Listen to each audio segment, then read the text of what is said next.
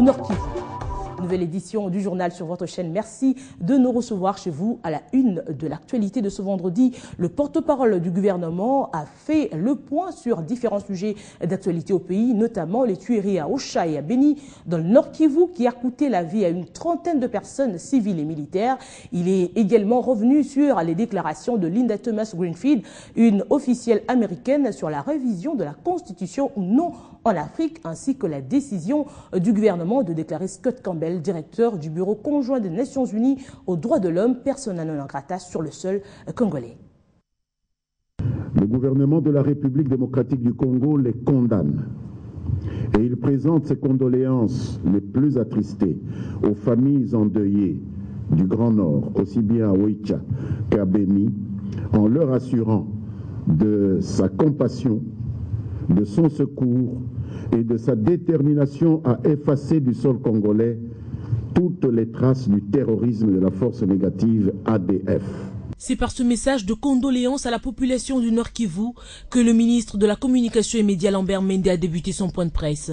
Mais n'étant pas le seul sujet à la une de l'actualité, le porte-parole du gouvernement a tenu faire une mise au point sur d'autres sujets dans les propos d'une officielle américaine sur la Constitution en Afrique.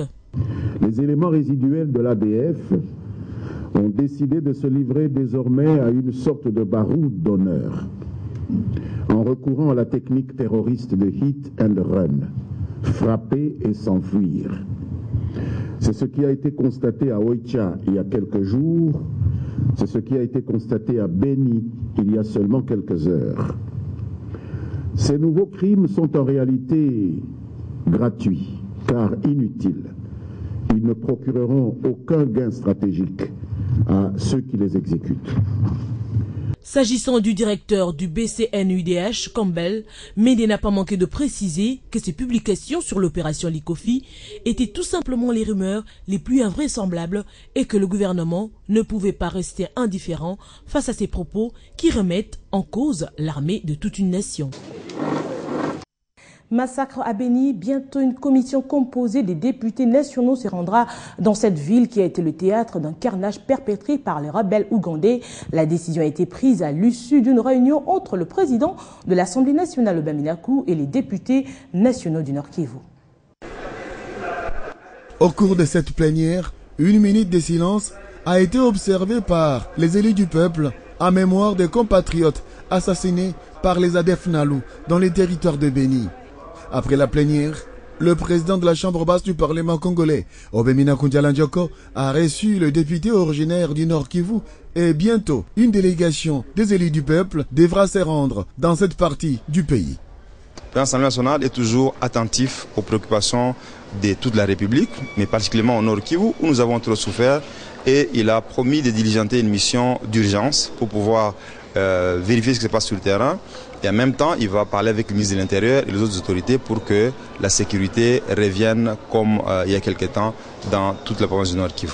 Ne pas céder à la peur, c'est le message des députés nationaux aux compatriotes de Beni. Opérant clandestinement, les exactions des ADF Nalu contre la population civile doivent être éradiquées et tout devra être mis en œuvre pour atteindre cet objectif. Toujours à l'Assemblée nationale, l'examen de la motion de défiance initiée contre Patrice Kitebi, prévu pour ce vendredi, a été renvoyé à une date ultérieure. L'annonce a été faite par Obaminaku après avoir reçu la correspondance du Premier ministre informant le bureau de la Chambre basse de l'indisponibilité de son ministre de Finances présentement en mission de service en France. Après son entrée dans la salle des congrès du Palais du Peuple, le président de l'Assemblée nationale, Obemina Kundialanjoko, a effectué une communication sur les reports de l'examen de la motion de défiance initiée contre le ministre des Finances, Patrice Kitebi. Au centre des raisons de l'ajournement de cet ordre du jour figure l'absence du ministre des Finances se trouvant en France dans le cadre d'une mission officielle, les courriers du Premier ministre faisant foi. Le ministre délégué aux Finances est en mission officielle pour des raisons d'État, pour servir la République. Il n'est pas au pays, il est à l'étranger. Le règlement est clair là-dessus, la jurisprudence aussi. On a suspendu cette question pour aujourd'hui, parce qu'on devait l'examiner aujourd'hui, on l'a suspendu. En attendant le retour du ministre délégué.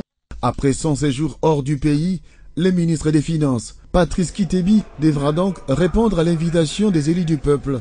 C'est là, dans le cadre du contrôle parlementaire. Ainsi, donner les éléments des réponses à la motion de défiance initiée contre lui après l'examen de la loi de réédition des comptes, exercice 2013. Nous avons fait confiance à notre président de l'Assemblée. La manière dont nous avons suivi la procédure pour introduire la motion, c'est une procédure parlementaire qui a été très bien respectée. Également, la réponse que le président de l'Assemblée nous a donnée, c'est également parlementaire parce que le chef du gouvernement a écrit au président et avec copie attestant que les ministres concernés étaient en mission.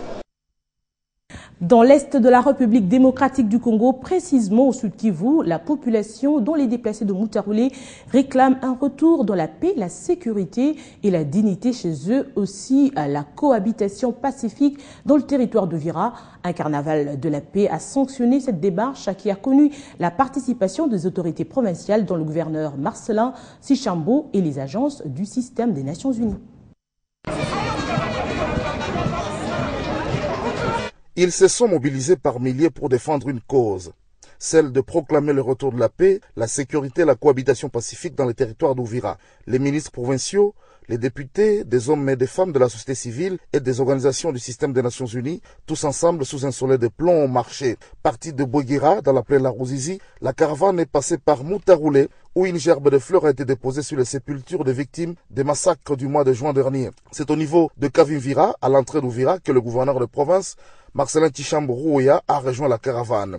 Après 7 km de marche, la caravane a atteint les bureaux du territoire d'Uvira où les discours ont été prononcés. L'Organisation des femmes pour la paix dans le territoire d'Uvira ne veut plus entendre parler des groupes armés dans ce territoire et s'engage à sensibiliser les fils et filles à changer leur fusil d'épaule. Et pour couronner le tout, le gouverneur de province a planté un palmier royal pour marquer le retour de la paix dans Uvira, cela grâce au président de la République, Joseph Kabila Kabange. La paix est rien que la paix, cette colombe lâchée dans les airs par les femmes d'Uvira, en dit long sur la détermination des organisateurs de la caravane à dire plus jamais de sécurité et des troubles dans les territoires d'Uvira. La gestion de la criminalité urbaine se poursuivra en République démocratique du Congo. Déclaration du ministre de l'Intérieur. Il a dit à la presse lors d'une conférence tenue à Kinshasa. Richard Mouyej a annoncé pour bientôt le lancement de l'opération Likofi 3, laquelle opération vise à lutter contre le banditisme urbain. Nous annonçons d'ores et déjà le lancement de l'opération Likofi 3 pour la lutte contre la résurgence des Kuluna et de leurs affidés. Et pour cette fois, à laisser entendre à l'occasion le ministre de l'Intérieur, l'opération va s'étendre sur l'ensemble du territoire national, pas seulement la ville de Kinshasa, siège des institutions, comme c'était le cas pour les deux dernières. L'opération Likofi 3 concerne toute la République. C'est une des particularités. Ces opérations sont souhaitées par la population victime des actes de banditisme urbain perpétrés par des bandits dits Kuluna, avaient connu un franc succès auprès de la population. Opération au cours de laquelle on n'a pas du tout enregistré des exécutions sommaires, comme l'a prétendu un récent rapport du Bureau conjoint des Nations Unies aux droits de l'homme. Ce qui est surprenant, quand les Kuluna agissaient ici, dans nos cités, que les mamans étaient attaquées, les policiers ont eu des bras coupés, il y a des mamans qui ont été tuées. Scott Campbell, on ne l'a pas vu. C'est à croire que les droits sont différents. Il y a des droits spéciaux pour les Kuluna, qu'on appelle affectueusement des petits délinquants. Et j'ai même l'impression que votre préoccupation, c'est plus pour privilégier le prestige des Kuluna, mais aucune compassion pour des gens qui ont perdu leurs parents. Dans la rue, au lendemain de l'annonce de la poursuite de cette opération, les Kinois se disent réjouis, car dans certains coins de la capitale, on observe déjà de nouveaux cas de banditisme. Ainsi, n'en déplaise à Scott Campbell, numéro 1 du Bureau conjoint des Nations Unies aux droits de l'homme, le gouvernement va bel et bien lutter contre la criminalité urbaine. Battez-vous pour votre pays, ne vous laissez pas intimider. Un mot sur la santé. Aucun nouveau malade du virus Ebola n'a été enregistré depuis 23 jours dans le territoire de Boindi à l'Équateur. Selon le ministre de la Santé publique, la situation est sous contrôle et sous la maîtrise. Les équipes de surveillance entre Boindi et Djera. Et c'est dans ce cadre que s'est ouvert ce vendredi un atelier de formation des formateurs autour de la riposte contre l'épidémie d'Ebola en RDC et même en Afrique. L'Afrique mène un combat héroïque contre ce virus. Elle mérite d'être soutenue. Après la dernière adresse du chef de l'État à la tribune des Nations Unies sur la situation de l'heure, il avait notamment évoqué la situation sanitaire de l'épidémie hémorragique Ebola en RDC et en Afrique. Joseph Kabila avait promis que la République démocratique du Congo était prête à envoyer ses experts dans les autres pays affectés, mais aussi la mise en place dès le mois d'octobre prochain des centres de formation pluridisciplinaires pour former un personnel de santé à même de répondre en qualité et en quantité aux besoins des pays africains. C'est dans ce cadre que s'est ouvert à Kinshasa un atelier de formation des formateurs sur la riposte contre l'épidémie du virus Ebola. À l'issue de cet atelier, nous allons avoir des modules. Mais ces modules ici, ce qui est différent avec les autres, il faut que ces modules décrivent l'expérience de la RDC et qui est l'approche communautaire. Selon le numéro 1 de la santé en RDC, il faudra attendre 42 jours à partir du 26 septembre pour décréter définitivement la fin de l'épidémie, à condition qu'il n'y ait pas un autre nouveau cas pendant cette période. Nous étions arrivés jusqu'à 67 cas, mais avec les 2 nouveaux cas suspects à Lokolia, nous sommes à 69 cas et 49 décès. Nous avons à ce jour 38 cas confirmés. Sur les 38 cas confirmés, nous avons 17 qui ont été guéris et nous avons 21 qui sont décédés. À travers ces assises, la République démocratique du Congo veut apporter son expertise pour l'éradication définitive de cette maladie, non seulement au pays, mais aussi en Afrique. Lutte contre le virus Ebola à Djera toujours, la province du Katanga se mobilise pour venir à la rescousse de la population de Djera dans la province de l'Équateur. Une soirée de collecte de fonds vient d'être organisée à Lubumbashi par la Fondation Maïcha. Plusieurs personnalités et organisations ont répondu à l'appel, parmi lesquelles Jean de Dieu Moulinda, président de l'ONG Salama qui œuvre dans le domaine humanitaire. La fièvre hémorragique d'Ebola qui sévit actuellement à Djera dans la province de l'Équateur, mais dont la chaîne de contamination est déjà maîtrisée, ne cesse d'attirer l'attention des organisations de bonne volonté. Le magazine Maïcha, qui a organisé à Lubumbashi une soirée de collecte de fonds pour venir en aide aux familles et victimes de cette épidémie. Plusieurs personnalités et organisations n'ont pas tardé de répondre à cet appel. Jean de Dieu Moulinda, président de l'ONG Salama, qui vient de se distinguer comme meilleure organisation humanitaire pour son assistance et les soins de santé de qualité qu'elle offre aux personnes démunies du Katanga, n'a pas hésité de donner sa contribution financière.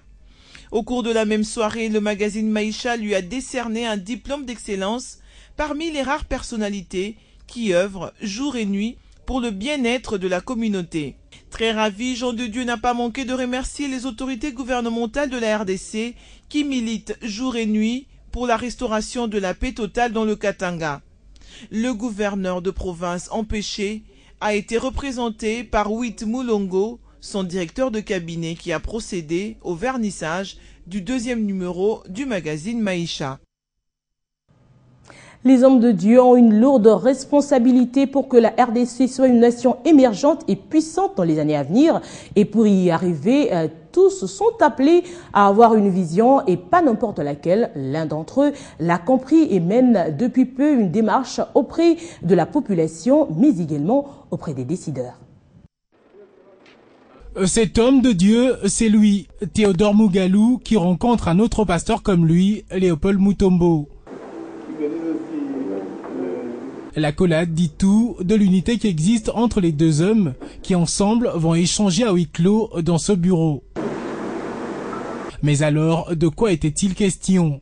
Nous avons besoin du surnaturel et ce surnaturel, nous le trouvons auprès des ambassadeurs de Dieu sur la terre. Et voilà pourquoi je suis venu rencontrer ce grand homme de Dieu.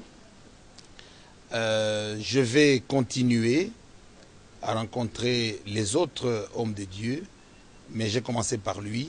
Un soutien qui s'avère nécessaire puisque la vision a fait ses preuves aux États-Unis d'Amérique et aujourd'hui c'est une nation bel et bien puissante. La vision, c'est la responsabilité pastorale afro-américaine. Afro-américaine comprenait que la responsabilité pastorale a produit des fruits aux États-Unis Et la